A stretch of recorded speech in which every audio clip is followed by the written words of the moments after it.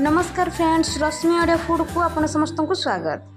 आज मु आपण मानक पई कार्तिक पूर्णिमार हबिष रेसिपी नहीं के आसी, जोड़ा कि बिना प्याज रसुण रे आमे रेसिपी को प्रस्तुत करबा।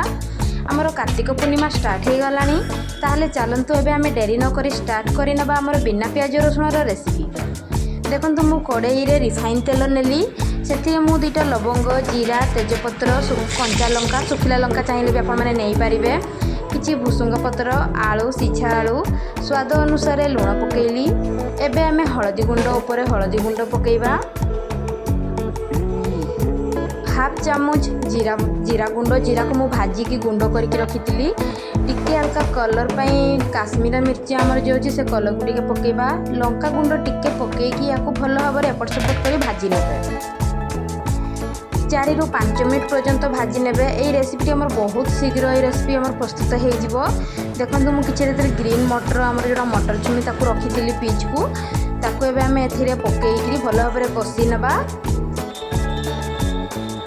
कसाटी हमर 5-6 मिनट भितर हेई आसिला, मसला मध्ये हेई गला।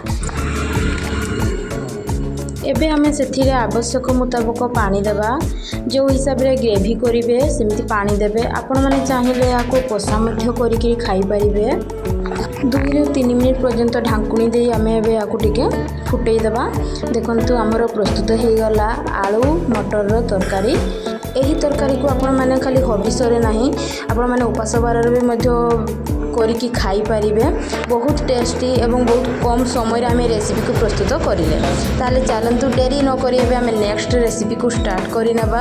आपण माननको प्रथम रेसिपी केमती लागले लाइक्स कमेंट्स रे निश्चित जणैबे। सेकेंड रेसिपी होउची हमर आलू पोस्तो, जोड़ा कि मु आलू रे ही प्रस्तुत करिछि। एटा भी बहुत इजी एवं बहुत कम समय रे आपण माने एही रेसिपी को प्रस्तुत करि परिबे। देखंतु आलू पोस्तो रेसिपी स्टार्ट करि नबा। चलंतु देखो मैं रिफाइन तेल नहीं, से तेजपत्र, सुखिला लंका, जीरा को पकईकि टिके भाजी नेली। मु पोस्त को प्रथम भिजेकरी रखी से जीरा, अदा और अल्प टिके हल्का लवंग दे भल भाव में बाटी नहीं। देखो 4 ରୁ 5 चामच बड़ चामच से आम पोस्त पकेबा। पोस्त टिके भाजी हो आसवा पर से जो पोस्तर आम पानी रखी से पानी को पकेबा। एबे हमें यहाँ को 4 ରୁ 5 मिनट पर्यंत टिके लो फ्लेम रे ही यहाँ को भाजी नेबे। देखंतु टिके भाजी हो आसवा पर एबे हमें से स्वाद अनुसार लुण पकेबा। अल्प टिके जीरा गुंड पकेबे, हळदी गुंड पकेबे, हाफ स्पून पाखापाखी हळदी गुंड पकेबे। एपट सेपट 3 ରୁ 4 मिनट पर्यंत भल भाव में टिके पोस्त को भाजी नेबे।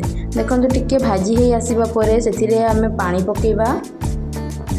जो हिसाब रे पानी झोल करेंगे आपण माने ग्रेवी से हिसाब रे पानी पकेबे। अल्प टिके हमर धनिया गुंड पकेली, हाफ स्पून पाखापाखी धनिया गुंड, लंका गुंड, काश्मीरा मिर्ची हाफ स्पून। यहाँ को भल भाव में टिके फुटेकी कषि नबा।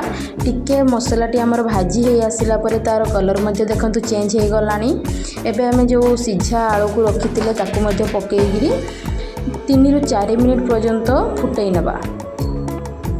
आमर प्रस्तुत हो गला आलू पोस्तर रेसिपी। बहुत इजी रेसिपी, बहुत कम समय रे आपण माने ए दुईटी रेसिपी को प्रस्तुत करि परिबे हबिष पई। आमर आलू मटर रेसिपी एवं आलू पोस्तर रेसिपी आपण माननकु केमिति लागिला लाइक्स कमेंट्स रे जणैबे। एवं जो माने मो चैनल रे नुआ करी सब्सक्राइब करना से माने सब्सक्राइब करि देबे। Thank you friends, bye.